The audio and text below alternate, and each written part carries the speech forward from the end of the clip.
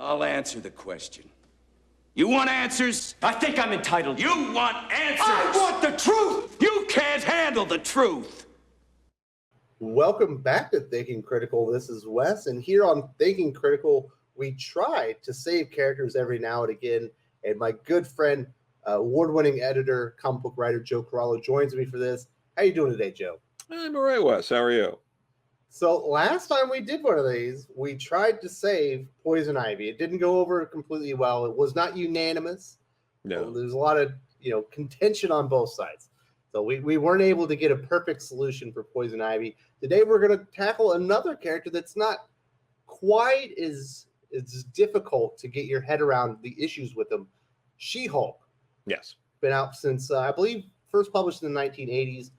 Mm-hmm. Weird story about why they published She-Hulk. I guess Marvel were worried that maybe a TV producer would make a She-Hulk show or something, so they just decided to make a comic so they could copyright the name. Yeah. I guess it was Stan Lee at the time, correct? Yeah, this was Stan Lee and John Buscema were the co-creators here. They only did the one issue and then handed it off to a less-known team. But yeah, I mean, it makes sense. It's actually kind of similar to what Neil Adams did in, I want to say it was like 71 with Man-Bat, where he was able to convince DC to do Man-Bat because he was like, if you guys don't do Man-Bat, Marvel can do Man-Bat and make fun of Batman. So let us get Man-Bat made now.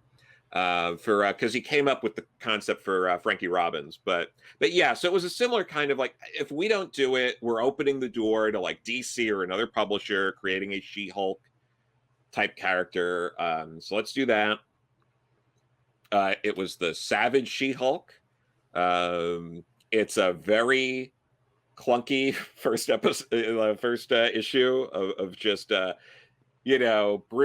Bruce, but actually. The humor in She-Hulk is already there in the first page of the first issue, where Stan is like, David, Bruce, whatever you want to call him. He's Dr. Banner, pointing fun at the show and how he's a different name on there. But it's very clear that this is just a device to create this character. Because it's like, oh, wow, Jennifer Walters, my cousin, I haven't seen you since you were a kid.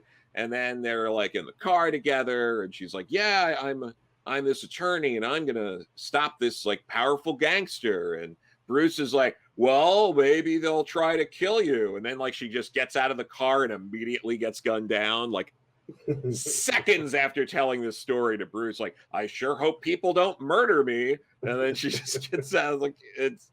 And then he just holds her, and there's no blood anywhere, even though she's riddled with bullets. He's just like holding her, being like, gotta think fast. What do? I know. I'll give her an emergency blood transfusion with my blood because I remembered that her blood type's the same as mine. Like, it's just it. And then the gangsters come to the hospital to kill her while she's there. And she conveniently turns into She-Hulk right before they do that, ravages these guys, and then like turns back, gets back into like the hospital bed, and the nurse comes in and is like, oh my God, there was a horrible monster that was in here. It's you missed the whole thing. And she calls herself She-Hulk, like immediately after changing, she's referring to herself as She-Hulk, which is like, okay, I guess. Gotta own it. Yeah, so let's just go right at it. Like, technically before that happens, someone goes like, she's some sort of She-Hulk. And then she calls herself a She. It's a mess. But probably the last enduring creation of Stan Lee's at Marvel. Until he returned in the late 90s, yeah. It's like the last real character that anyone remembers. Yeah, she's certainly like the last like big character. Certainly that's being made into a TV show soon as well and all that. So yeah, and then she's a little bit different than her cousin Bruce in this one. She maintains her mental faculties. Yeah. when she hulks up. So she's not like a mindless beast like Bruce was at the time. So she gets the gamma powers, but it's to a different degree. But it's otherwise it's kind of nondescript. Like, why even have the character if they're just going to be almost the same as the other character you already had? Which is exactly why after this run, which lasted about 2 years, is over, you get the John Byrne sort of reimagining that really changes the character, where adds a lot of like the breaking the fourth wall stuff. It's not as prevalent in the issues. Like, there's the fourth wall breaking, but it's a lot like Looney Tunes, where it's not like this constant breaking the fourth wall that I think people think of that maybe haven't read it in a while, or think of more like Deadpool, which I think is more aggressive about that in later years. But yeah, there's like a lot of like winking and nudging at the camera kind of stuff. But it's a lot of satire about comic books. Yeah, there is a lot of that, but also they create this sort of She-Hulk who owns it. She's very like, even though she can turn back and forth in the beginning, she's always in her She-Hulk form, because she's like, I feel better in this form. This is who I want to be. And in Marvel graphic novel number 8, which is the She-Hulk one that John Byrne did, I think it's 18. 18? Yeah, it might be 18. Yeah. So, because I just read that the other day, knowing we were going to be doing this, and she permanently becomes She-Hulk. Then she loses the ability to turn into Jennifer Walters, and was it Reed Richards is like examining her and gives her the news. He's like, I got some bad news for you. You can't turn back to Jennifer Walters. And she goes, what's the bad news? Thank you very much. Yeah. So by this point, she had already been a member of the Avengers. She's been a member of the Fantastic Four at the end of the Secret Wars. I think that's when John Byrne kind of first gets his hand on the character.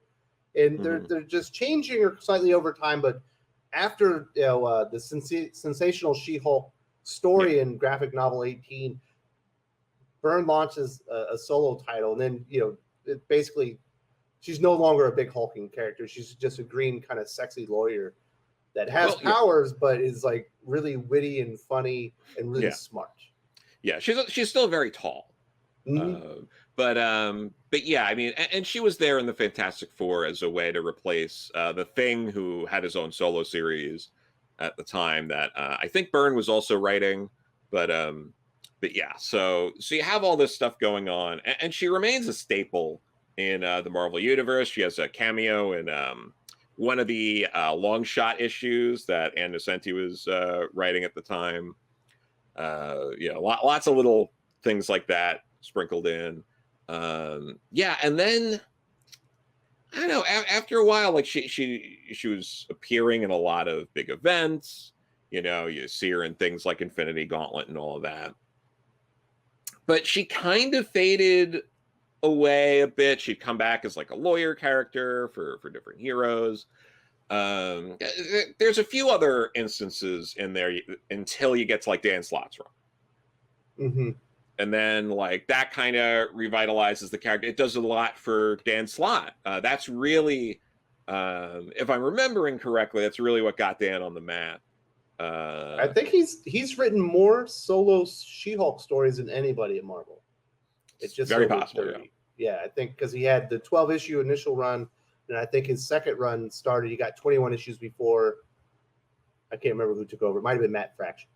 Yeah, but yeah, and I'm skipping over some things like her romance with Wyatt Wingfoot and Dwayne McDuffie writing a 2-part like oversized She-Hulk issues back in the late 80s, and there's some other things there too. But that the last run I really enjoyed was the Charles Soule run from like, what was it, like 2014? That's really the last run where she's kind of presented as the She-Hulk that John Byrne like redefined her as. Yeah. Then after that, she's sorry. No. But no, and these were good. I really liked these. I liked was it Javier Pulido doing the art here. Like these were fun. I enjoyed these. I think Ron Wimberly did a couple of fill-in issues on this one. This is back when you had the old Captain America. He had been aged up again. The 2014. I remember, but it's it was interesting. It lasted. It was a little about a year, and then issues. yeah, and then Charles went on to do Daredevil, and now he's like one of like the Star Wars guys who. He's his Vader run, I believe, which is after Kieran Gillen's, is absolutely fantastic. Yeah. So with She-Hulk, during this time, obviously before Soul, specifically during Byrnes' time, there's a lot of criticisms that maybe the character was over-sexualized or too sexy. And, there's some pictures that people put out there, but they often remove the text or the call-outs or the thought bubbles or whatever that's next to her. Because a majority of the time when they place her in those positions, she's kind of calling out comic books or making a point about the Comic Code Authority and stuff like that. And they kind of just have removed the context of what Byrne was saying about the character and about the medium.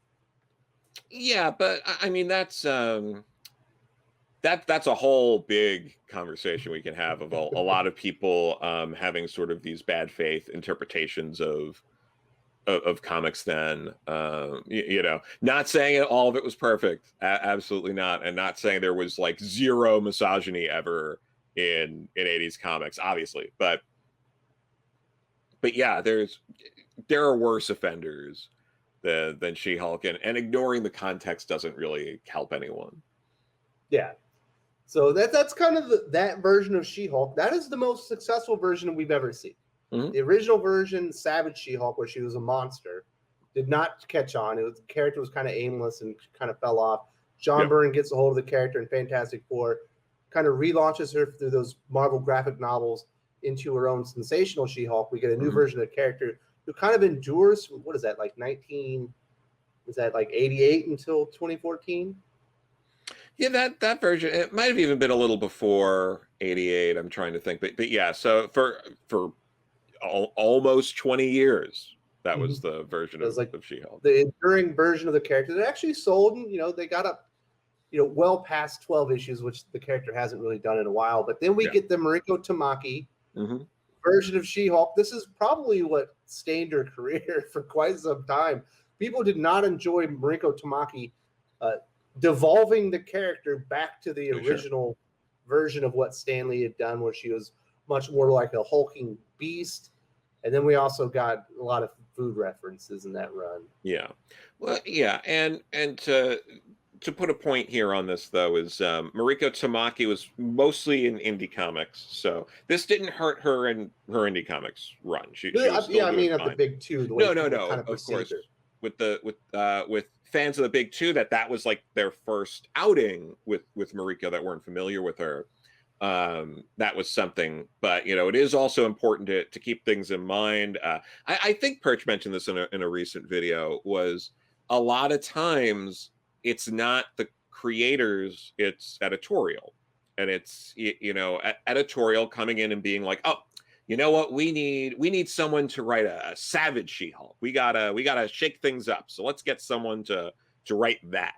And so it's tough to really put the blame on any particular person, and creators often get the brunt of it. But we don't know. It could have been the editor on the book who was like, come on, we gotta get back to that Savage She-Hulk. And that kind of approach ended up working for Al Ewing with the Immortal Hulk, going back to this like darker sort of version of the character. It just didn't work here.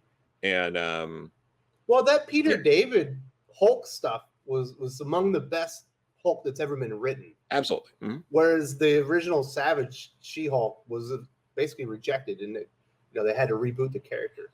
Absolutely. That was definitely a big part of it. And then and now that version of She-Hulk, for whatever reason, is still the predominant version that we see showing up in events and things like that. Seeing glimpses of her in like King in Black, even just the other day, popping up, a little bit in King of Black #5. Yeah, I don't quite get why you would do the character this way. She's not likable or interesting. Well, plus she's another version of Hulk. You already Yeah. have that character that's a standout. Yes. Has a big time series. It's kind of what ruined, what is it? Totally Awesome Hulk, right? It's a lesser version of an iconic character, so it doesn't make him unique. She was unique when she had the some of the gamma powers, but she had a unique look to her and attitude. It's a lesser version of an iconic character who's already been infamously hard to write. Very few people have really done incredible work with the Hulk in the past few decades or so. Peter David's run stands out, aspects of Greg Pak's run, and Al Ewing. Yeah. And there have been other runs in there, and there's been some high points or maybe issues or arcs that have been well regarded. But overall, he's a really hard character to write. That's also why Peter David got that gig. He took the Incredible Hulk at the time because no one wanted to write that book. He was mostly working in the sales department at Marvel at the time, and no one wanted the book. And then he ended up working with Todd McFarlane because no one at the time, when he got the gig, was ready to work with Todd, because they were like, oh, the anatomy's not there, and he's good, but he's not quite ready for prime time. So we're gonna saddle Peter David with Todd McFarlane. It's very weird how that all happened. Well, yeah. Do you think about just the Bruce Banner Hulk? You're talking about he's his own worst enemy. Even when he's trying to do good, he's going to destroy everything. How do you make that character and keep them a hero? It's you can understand Tony Stark sending him off in a rocket. Like, you got to get off the planet. You're destroying everything. Yeah. So that's kind of what separated the Jennifer Walters character, and now we've had her for several years in Jason Aaron's Avengers. She's even more beefy and hulky, and just more like a kind of a brain dead version of what she was before. And I don't know. I loathe Jason Aaron's Avengers run. It's not because of his version of She-Hulk, although that certainly doesn't help. It feels like a very aimless, poorly executed set of random stories that are happening. Yeah. But it probably hasn't helped that she's associated with that run, because I don't think a lot of people have enjoyed it. No, I don't think so. I guess A-Force did okay when because she wasn't that monstrous Hulk there. That might have been one of the last appearances of her like that, other than Charles Soule's run that is fairly recent that people might remember. But yeah, people, this version of She-Hulk is no one's favorite. Yeah, so we're here to save the character. Now, I am a schlub. I have no writing credits, and if you've watched the channel enough, you know that I am Amora, but that's fine. I will do my best to try and save the character. And, these are, the big issues I think that you have to overcome if you want to write a successful She-Hulk. The character regression is an issue. You have to acknowledge what the most successful version of the character is. You don't have to stay there, but you should probably have a foundation in that version of the character. And that is not really in the character right now. Yeah. And then also, what's her place in the 616? What's going to distinguish the character? Obviously, she's a lawyer, but we've got other lawyers like Matt Murdock and stuff. She's the big Hulk, like her cousin Bruce. What's the point of the character there either? So, you got to kind of find her niche within the Marvel universe, which I think she did have at one point when she was the fourth wall breaking, satirist, mouthpiece of John Byrne. Yeah. Most of the time, I try to work within the confines of what we have moving at the current times. I think I did my best with Poison Ivy and some of the other characters. Sure. And this one, fuck it. I don't think you really can. You just fuck it. Let's burn it down. We're basically, she's going to be the champion of the comic book reader. we're not going to really do an ongoing title here, Joe. We're going to do more like miniseries, like Peter Davis doing Symbiote Spider-Man. We're going to do miniseries and stuff like that. And the first story arc, she's going to tell Marvel editors to screw off. She wants to be sexy. She doesn't like being ugly. She's going to break the fourth wall and tell them that. She's going to provide meta commentary on the state of Krakoa. She has a long-standing history of defending mutants while they're on trial and whatnot. She's going to take up a gig, and she's going to be like, what happened to you guys? Like, am I defending the villains here? Like, what the hell is going on with Krakoa? And point out all the shit that people have questions about, which I think would be a lot of fun. She's going to call out Tony Stark and be like, why are you being such a pussy? Stop apologizing, Tony.